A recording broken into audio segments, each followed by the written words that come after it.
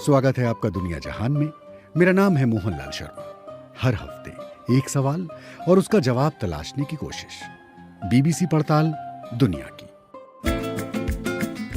चतुराई और दिलेरी किसी मार्शल आर्ट्स खिलाड़ी की दो बड़ी खूबियां मानी जाती हैं। जूडो में ब्लैक बेल्ट रूसी राष्ट्रपति व्लादिमीर पुतिन इन दोनों ही खूबियों के मालिक हैं। माचो मैन की छवि वाले पुतिन कभी अल्हड़ नौजवानों की तरह महंगी मोटर बाइक की सवारी करते हैं, तो कभी जूडो का पैतरा आजमाकर अपने प्रतिद्वंदी को पटकते हैं। साइबेरिया में बिना शर्ट पहने घुड़सवारी, या डाइविंग सूट पहनकर गहरे समुद्र में गोताखोरी, या फिर फाइटर जेट उड़ाकर आकाश की ऊंचाइयां नापना। पुतिन के ये सारे अंदाज उनके चाहने वालों को लुभाते हैं, और न चाहने वाले लाख चाहकर भी उनका कुछ नहीं बिगाड़ पाते। रूस में एक कीर्तिमान जोसेफ स्टालिन ने बनाया था, तो दूसरा कीर्तिमान व्लादिमीर पुतिन के नाम पर है।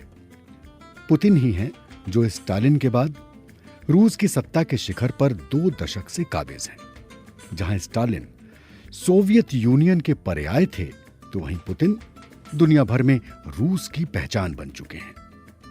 पुतिन का मौजूदा कार्यकाल साल 2024 में खत्म होना है, लेकिन उससे 4 साल पहले ही संवैधानिक सुधारों पर विवादित राष्ट्रव्यापी मतदान के जरिए पुतिन अगले 16 साल तक भी सत्ता के शीर्ष पर बने रह सकते हैं।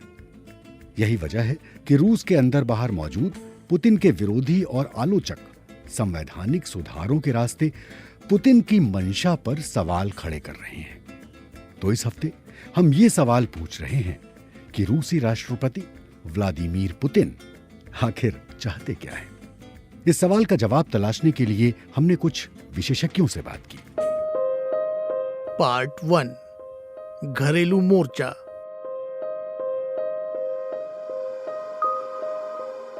He firmly believes that Russia should be ruled.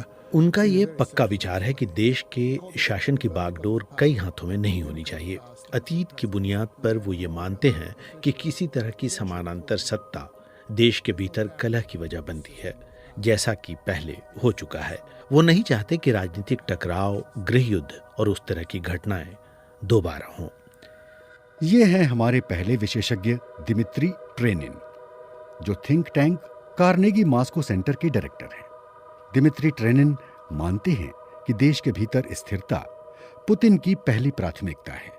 The regional barons, the governors of provinces, क्षेत्रीय स्तर पर जो बड़े नेता हैं, जो गवर्नर्स हैं, वो किसी संप्रभु शासक की तरह बर्ताव करते हैं। इसलिए पुतिन उन सबको फेडरल कॉन्स्टिट्यूशन के दायरे में लेकर आए।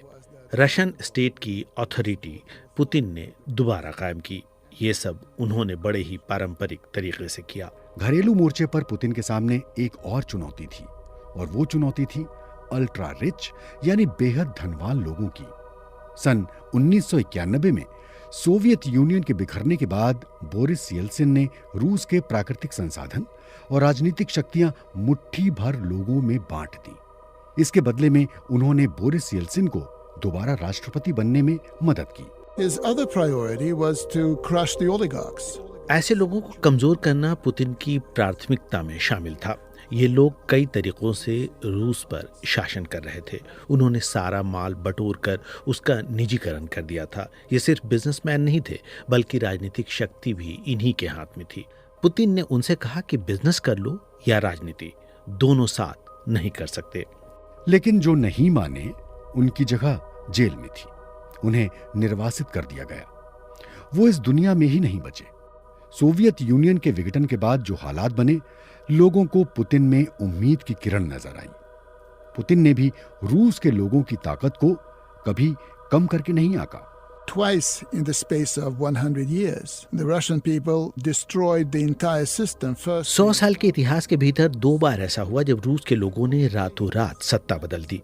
साल 1917 में जार का खात्मा हुआ और 1991 में सोवियत यूनियन का पतन। दोनों ही समय लोगों ने सत्ता को सोचने का मौका नहीं दिया। पुतिन ने रूस के इतिहास से यह सबक अच्छी तरह सीखा है। पार्ट 2, रूस को दोबारा महान बनाना। when Putin came in, I think at home and abroad, Putin जब पहली बार सत्ता में आए, मुझे लगता है कि उस समय रूस के भीतर और बाहर भी उनसे बहुत उम्मीदें लगाई गई थी। उस समय वो एक युवा नेता थे, उनमें ऊर्जा नजर आती थी। वो रूस के लिए कुछ करने के लिए तत्पर थे। घरेलू मोर्चे पर मुझे लगता है ये सच था। ये है हमारी दूसरी विशेषज्ञ मेवी डिजेस्की, फॉर्मर फॉरेन करेस्पॉन्डेंट, जो कई दशकों से रूस को देख समझ रही हैं।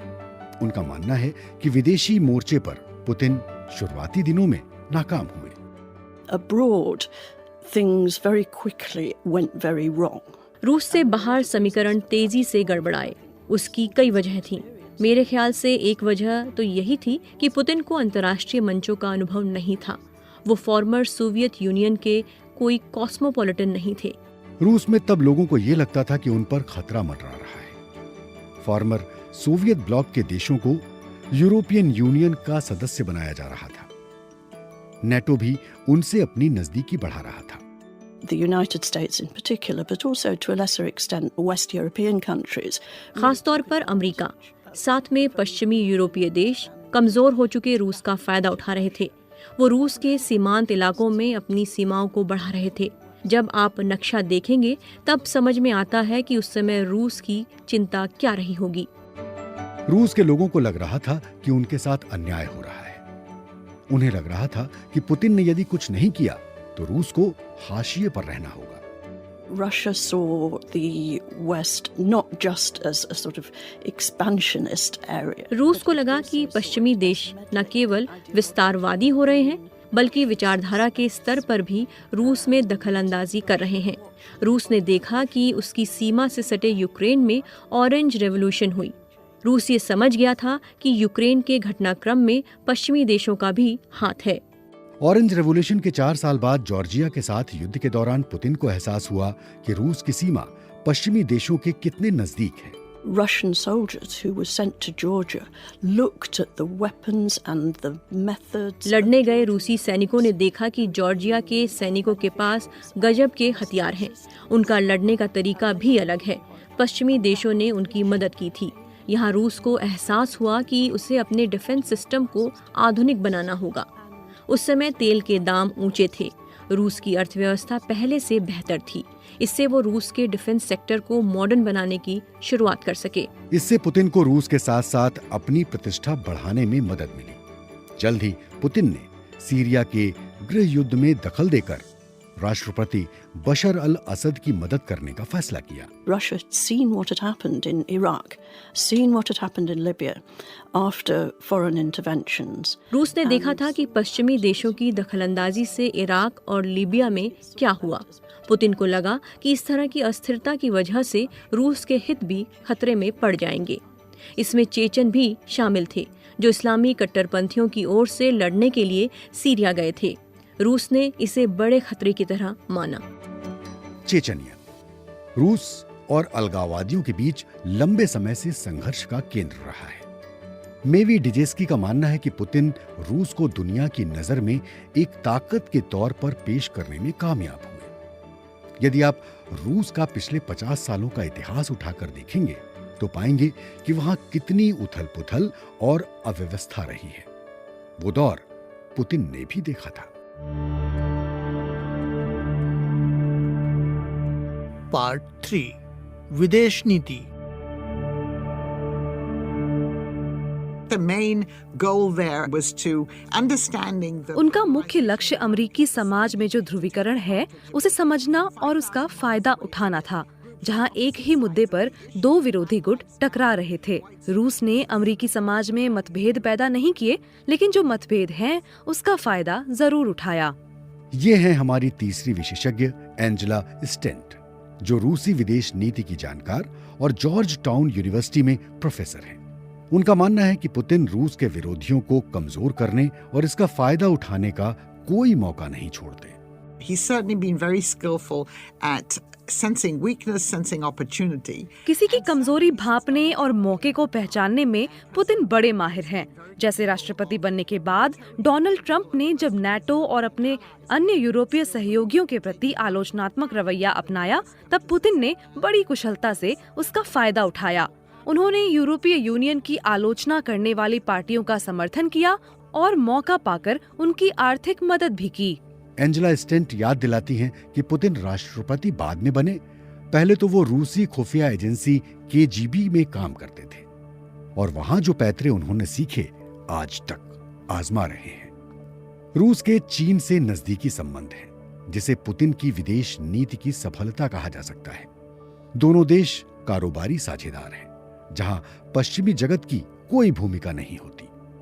पुतिन की विदेश नीति में अफ्रीका भी बड़ा महत्वपूर्ण है। What you do see in Africa now is our Russian mercenaries supporting governments that are in power in Africa में आप देखिए, रूसी मशीनरी सरकार बनाने में मदद कर रही है। रूसी सैनिक डिफेंस ट्रेनिंग दे रहे हैं। अफ्रीका को भी लगता है कि आर्थिक मोर्चे पर चीन का बड़ा दबदबा हो गया है, तो रूस उस दबदबे को बैलेंस कर रहा है। अमेरिका के इरादों पर उन्हें भरोसा नहीं है। अफ्रीका में मिले अवसरों का पुतिन भरपूर फायदा उठा रहे हैं।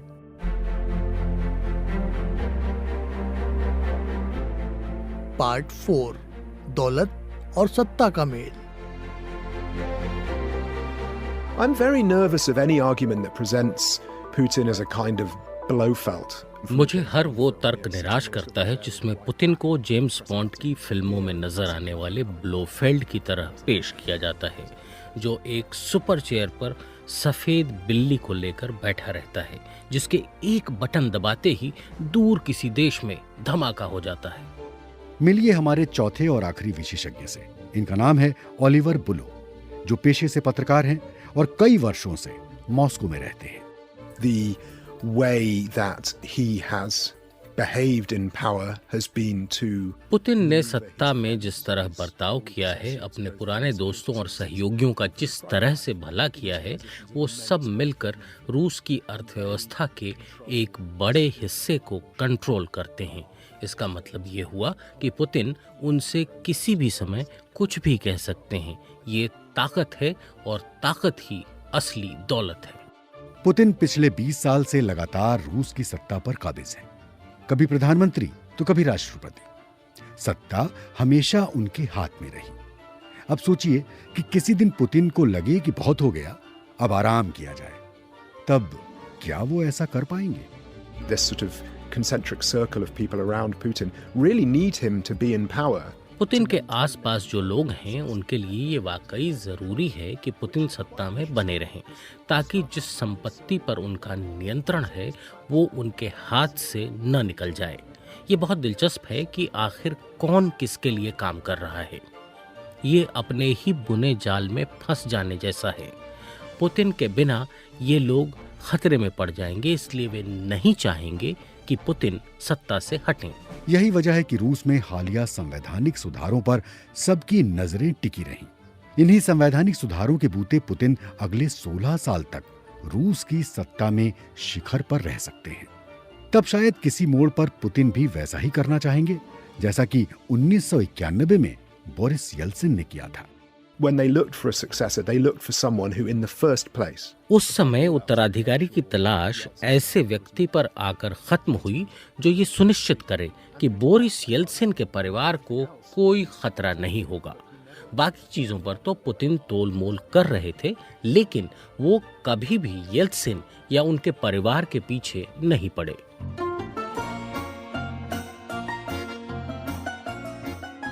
तो सुना आपने, रूस में पुतिन फिलहाल अजेय से लगते हैं। तमाम विवादों के बावजूद संवैधानिक सुधारों को मिला समर्थन ये बताता है कि उनके सिर पर रूसी जनता का भी हाथ है। जब तक पुतिन विदेशी मोर्चों पर डटे रहेंगे, घरेलू मोर्चे पर भी उनकी धमक बनी रहेगी। पुतिन की राजनीति बताती है कि वो लंबी रेस के घोड़े क्यों साबित हुए, लेकिन लंबी रेस के घोड़े को भी तो कभी ना कभी रुकना ही पड़ता है।